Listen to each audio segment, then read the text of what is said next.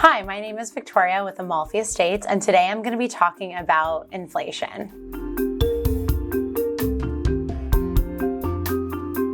So I just got back from attending this real estate investor conference that I attend every single year, and without a doubt, the number one topic that everyone was talking about and that everyone was actively trying to figure out solutions for was inflation. So I thought it was really important to talk about my biggest takeaways and how they could apply to you. Okay, the first thing being that in a high inflationary period, the last place you want to keep your money is in cash.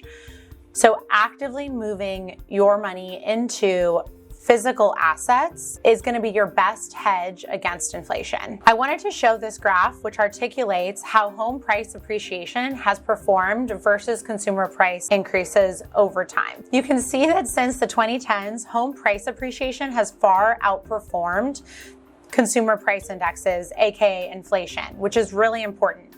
Because we expect home prices to continue to appreciate in the near future, we feel very confident that home ownership and owning real property is going to be a great hedge against inflation. Next, I want to talk about inflation's impact on the rental market, both as an individual and as an investor.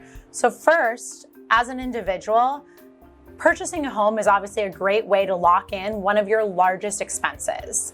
If you're renting, you can anticipate that for these next few years, there will be dramatic increases in rents across the board. As an investor, we had really interesting conversations about how different rental types are going to perform in a high inflation market. For example, short-term rentals, hotels, the types of assets where you can quickly adjust your pricing based on inflation are going to do far better than long-term holds where you're not able to adjust pricing quickly. That also reiterates my point to individuals that if you're in a situation where your landlord is able to increase your rent, you can almost bet that they're going to need to do that or want to do that in this market. Lastly, zooming out a little bit, because we know that investors are going to want to invest heavily in real property during this time, we do expect that to have an impact on demand, which is already far outpacing supply. So as we discussed last time, where we have demand that is far outpacing supply, and although we anticipate that to shift a little bit with interest rates,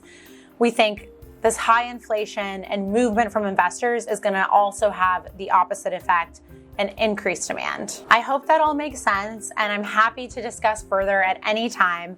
Please feel free to reach me at 310-614-4240 or victoria@amalfiestates.com. Thank you so much.